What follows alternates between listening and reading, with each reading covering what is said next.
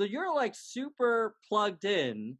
I'm guessing you probably had considered supporting other candidates. How'd you pick this guy? So I was a Cory Booker guy at first. Mm-hmm. I was a Cory Booker guy. I mean, just the way he was speaking was very inspirational, giving us hope. That whole thing. But then, just listen to his words. I mean, he's a great candidate. However, when Andrew started speaking about the actual problems, and I was actually able to see the problems that he was talking about, I mean, when it just made it all the more real for me. When he was saying about the automation and things like that, and then I was going to work and I was taking tours to like big plants like Michelin, and I was seeing these big robotic arms that were moving pallets back and forth, and I'm thinking like, man, how many jobs is that?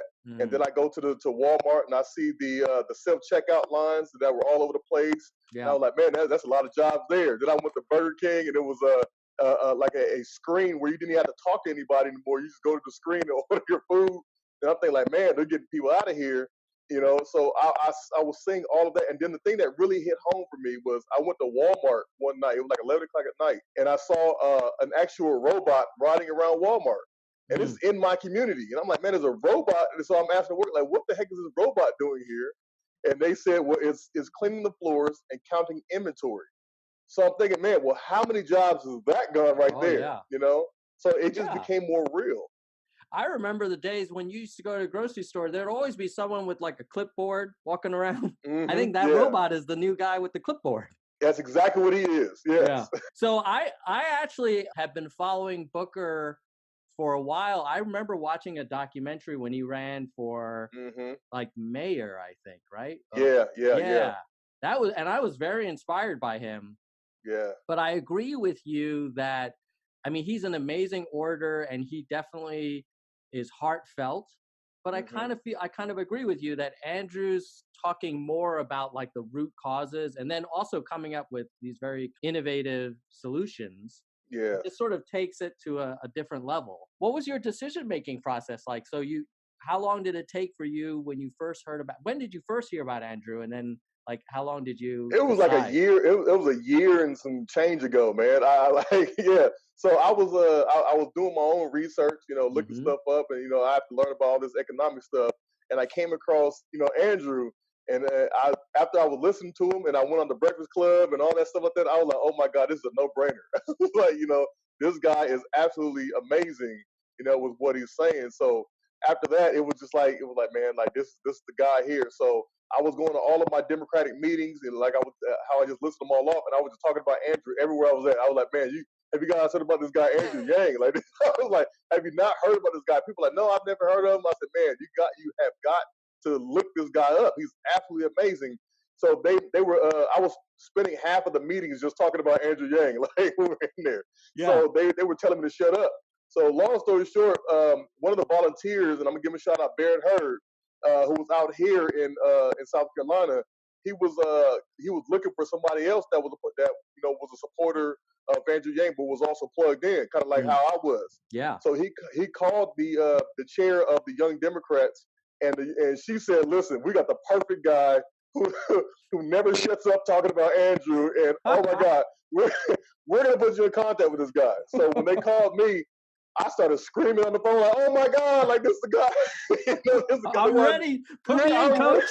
Put me in, coach. I'm ready to be a starting player, man. Give me the rock. I'm ready to go, and I'm gonna score this thing, man." So I was so animated. I mean, you can ask my wife. I was running through we were literally going to the hospital because my son was about to be born, and I was running through the parking lot screaming like, "Yeah, I got Andrew Yang people calling me." So I was so excited. First candidate I've ever given money to. Nice. Oh, first candidate you have. First candidate I've ever given money to. Wow. So why didn't you give in the past? I was inspired. Well, when I was in college, I think I was a senior when President Obama got elected. Now I was super, inspirational, but I wasn't as plugged into politics back then. So I'm sure if I was as plugged in, I probably would have given back then. But I just wasn't as plugged in. I was in college. I was a basketball player.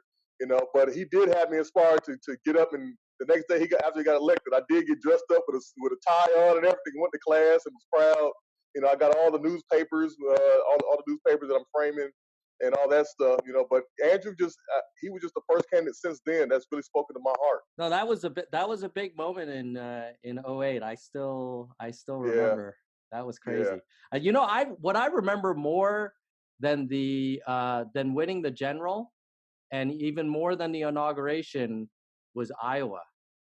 Was Yes. was the first when Obama had that speech, and Mm-hmm. he started where he said, like, they said this day would never come. Yes. Oh my God. Yes. It brings like Yes. goosebumps, right? Yes. Yes. Oh Yes. my God. Yes. I mean, I Yeah. was I was just proud to Yeah. be, a person, but I was more proud because my parents got to see, this thing happen, Yeah. and my mom, she was born in 1950. Mm.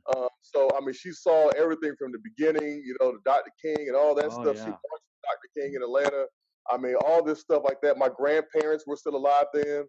So I mean, I just can't. My grandfather, who worked on a plantation, Mm. he was born in 1905. But back then there was a lot of things that were still going on in the event that a lot of African Americans didn't even realize they were free. A lot of them were still being held captive and things like that back then in those days. And my grandfather, he ran away, but he was able to see all of this stuff all the way on up to to Obama. I mean, it's just an amazing feeling. So I was able to actually talk about when I had Andrew come down to College of Charleston out here and meet with the president of College of Charleston, Mm-hmm. who was the first person pretty much of color to ever be elected at the College of Charleston. He's an Asian as well. And I said, man, I can only imagine what they're both feeling. It's the same thing that I felt when President Obama got elected. I mean, it's just an amazing feeling to do that. That it would be historic. Yes. It would be historic for sure. What? And by the way, are your parents still with us? Are they They around? are. Yeah. They are still alive and well. My father actually was hanging out with Andrew the other day. What does he So think? What yeah, does he yeah. think? So he wasn't Yang Gang before, but he is definitely Yang Gang now. Like he is. Oh, he got his hat. He got his shirt. He has everything autographed. He got a book for my sister. Got that autographed for as well. He said Andrew is absolutely the most qualified individual to be the president of the United States. I mean, and when he called me, so he called me with Andrew, and Andrew got on the phone. He was like, "Listen, this is family first. I'm gonna take care of your dad."